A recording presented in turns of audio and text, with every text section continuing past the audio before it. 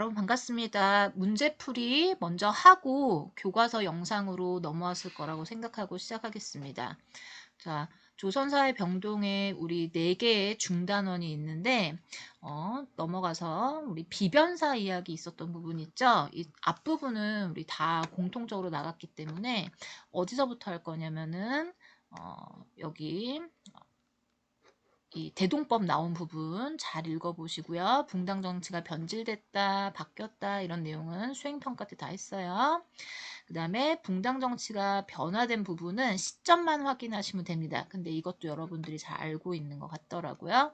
자, 그러면 여기서부터 본격적으로 할게요. 영정조가 탕평 정치를 펼치다.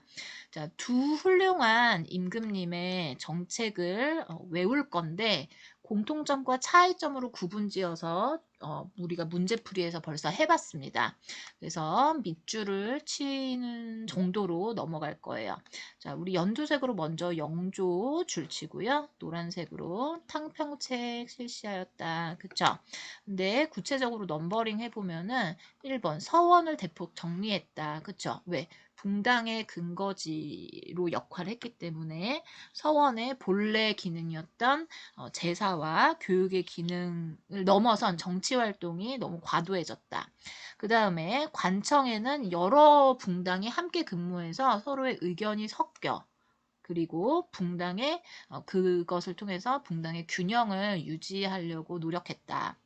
또 심한 갈등의 원인이었던 이조전랑의 권한, 직급은 낮은데 막강한 권한을 갖고 있었던 이 이조전랑의 권한을 크게 약화시켰다. 자, 이것이 정치 안정을 위해서 한 노력입니다. 그쵸? 그래서 지금 교과서 본문 보시면은 정치를 전국을 안정시키기 위해서 안정책이라고 할게요. 정치를 안정시켰는데 여기는 민생 안정책 또는 민생 개혁 정책이라고 보시면 될 것 같아요. 이 부분이죠. 자, 여기서는 중요한 거 균역법을 시행했다. 백성의 군역 부담을 줄여주었다. 어떻게 줄여주었다? 군포 2필에서 1필로 줄여주었다. 신문고를 다시 설치했다. 수행평가에 신문고 그린 친구도 있었고요. 그 다음에 청계천을 정비했다. 이 근처에 사는 백성들이 갑자기 홍수가 났을 때 그 비탄한 일에 빠지지 않을 수 있도록 예방을 해주려고 했다. 그 다음에 속대전, 동국문헌비고 등의 책을 편찬했다. 근데 여기서 동국문헌비고까지 조금 어렵다면 속대전만큼은 뒤에 있는 정조의 저서와 비교해서 하나씩 기억하자. 왜냐하면 할아버지와 손자가 너무나 훌륭하셔서 법전을 한 개씩 쓰셨거든요. 영조가 속대전을 쓰셨다. 자, 영조의 탕평책에 대한 내용이 있었는데 선생님이 이 탕평피 강조했었어요. 우리 문제 풀었으니까 넘어갈게요. 이 내용 읽어보시면은 당을 짓는다, 편당 짓는다, 치우친 당을 만들어서 한쪽으로 치우쳤다. 그걸 편당이라고 했습니다. 넘어가서 정조의 개혁 정치를 보겠습니다. 자, 정조 역시 연두색으로 치고요. 할아버지의 탕평책을 계승했다. 근데 더욱 적극적으로 했다는 게 포인트구나. 자, 그래서 붕당을 골고루 쓰는 거를 넘어서서 능력이 출중한 사람을 등용했다. 근데 그 사람이 노론 말고도 소론과 일부 남인 세력까지도 그리고 여기 보면은 서울 출신까지도 이렇게 등용을 했다. 그러면 탕평책에 대한 얘기가 나오니까 여기는 역시 뭐에 대한 얘기겠어요? 정치에 관한 정치를 안정시키기 위한 개혁책이잖아요. 요거 요렇게 연결해 볼게요. 그러니까 정치 이건 공통이니까 놔두고요. 1번 규장각을 설치했다. 정책 자문기구 흐름 연결한 반이 있었어요. 자, 요거는 이제 어떻게 써야 되냐면은 줄여야겠다. CF 어떻게 써야 되냐면은 집현전 세종대왕 때 있었던 집현전이 있었잖아요. 그죠? 그것을 맥을 이어간 게 홍문관이었어요. 우리 시험 봤던 거 1학기 때 성종 때 홍문관을 다시 설치했잖아요. 근데 그 기능이 또 좀 부족해서 이제는 규장각이라고 해서 이거를 정조 때 새로운 정책 자문 기구로 삼았습니다. 그래서 이 흐름이 선생님이 이런 거 시험 문제 내진 않았지만 규장각에 대해서 꼭 알고 있어야 되는 점 중에 하나예요. 자, 그 다음에 인재양성소였다. 그 다음에 중요한 사람들 나왔네. 어떤 사람들? 박제가 이런 사람들 기억하라고 했잖아. 서울 출신이고 박제가 이덕무, 서희수 같은 사람들이 있었다. 이들이 규장각에서 활동을 했다는 거죠. 자, 두 번째, 별도로 장용영을 설치했다. 장용영. 장용영을 설치한 이유는 뭐였습니까? 군사권 장악을 위해서 한 것이다. 왜냐하면 노론이 비변사를 장악하고 또 오군영을 장악하고 있으면 정조가 좀 권위가 약해질 수 있잖아요. 그래서 그거에 대비한 거예요. 장용영은 국왕의 호위 부대로 왕권을 뒷받침하였다. 그쵸? 왕권 뒷받침, 군사권 장악, 왕권 뒷받침, 정책 자문기구 이런 거 치면 될 것 같아요. 자, 요거 장용영 설치는 지울까 봐요. 자, 정조는 강화된 왕권을 바탕으로 민생안정과 문예부흥을 위한 여러 정책했는데 정조는 하나가 더 있지? 문예부흥을 위한 노력, 문예부흥. 민생안정책. 자, 1번 시전상인의 특권을 일부 없애고 이거를 뭐라고 했었죠? 이거를 여러분 어디다 쓰냐면은요. 금, 난, 전권, 폐지 이렇게 요약해서 우리가 썼었습니다.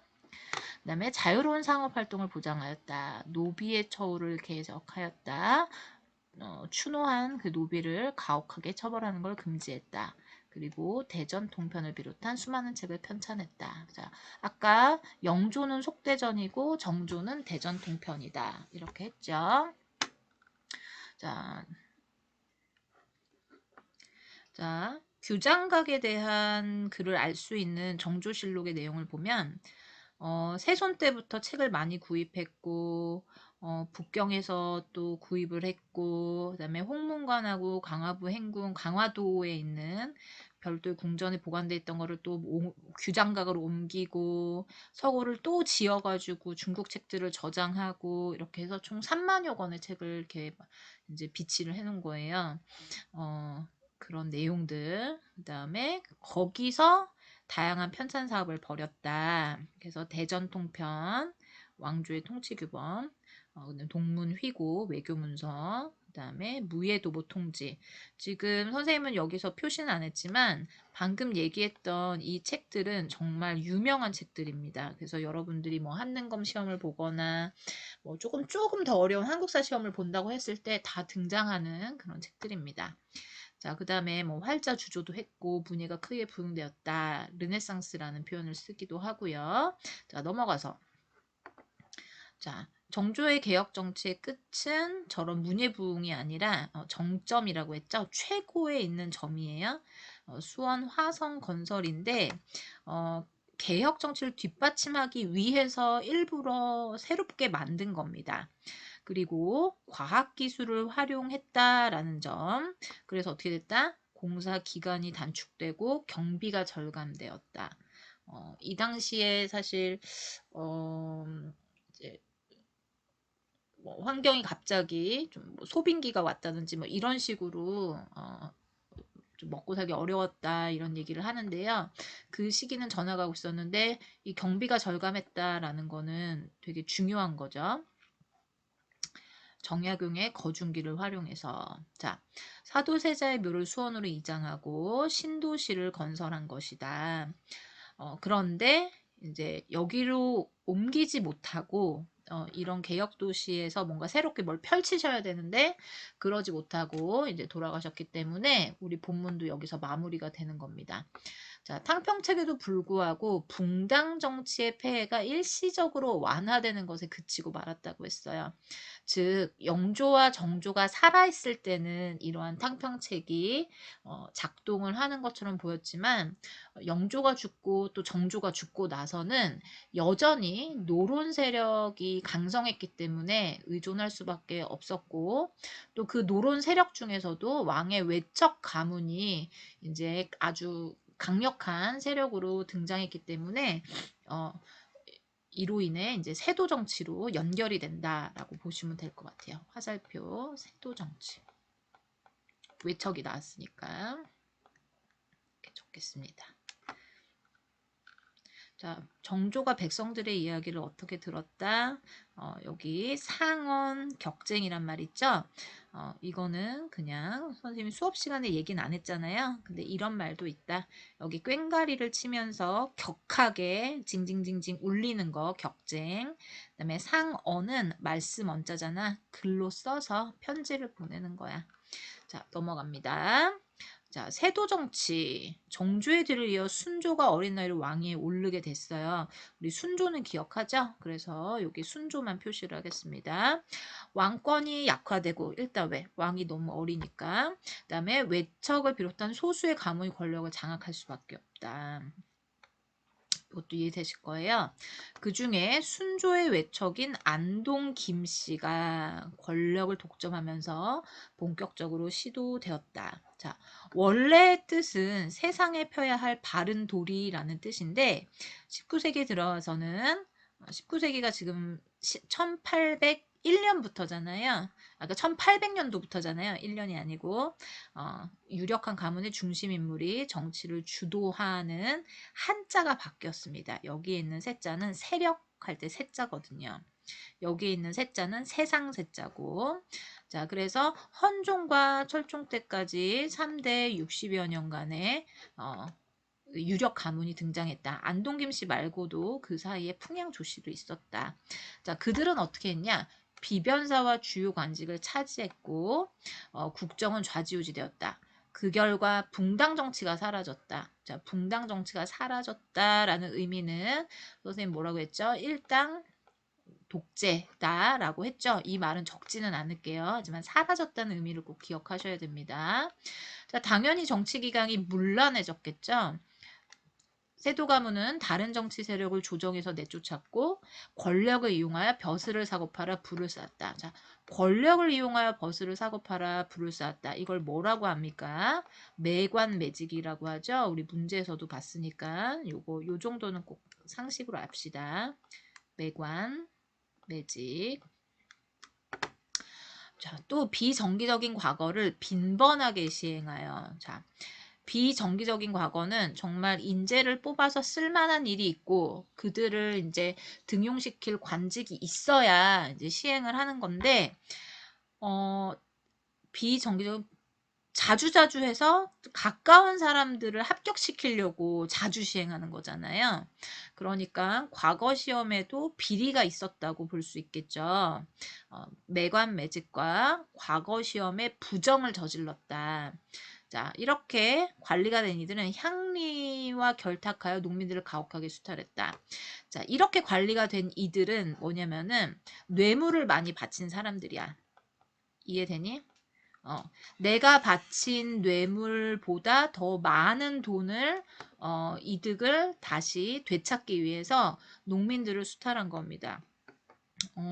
그때 재우기가 이렇게 많이 삼정의 문란 때 질문을 했었는데 이렇게 많은 세금을 걷어가서 다 어떻게 하는 거냐. 그래서 선생님이 쌓아둔다라고 얘기를 했는데요. 쌓아두는데 그 쌓아두는 목적이 바로 이런 비정기적인 과거를 빈번하게 시행하게 만들면서 사용한 뇌물을 이제 다시 벌어들이기 위해서 그렇게 하는 겁니다. 향리와 결탁하여 농민들을 가혹하게 수탈했다. 정치기강의 해이의 모습 세 가지 매관매직 비정기적 과거를 상설화 그 다음에 향리와 결탁하여 농민들을 수탈하는 모습 이렇게 넘버링을 맺을 수 있을 것 같아요. 자, 여기 보시면은 이제 상위 5개의 성관이라고 했는데 이제 어떤 가문이 이렇게 많이 차지하고 있냐 그걸 비율로 나타나는데 헌종 때가 최고고 철종도 그렇고 계속 높네요. 그쵸?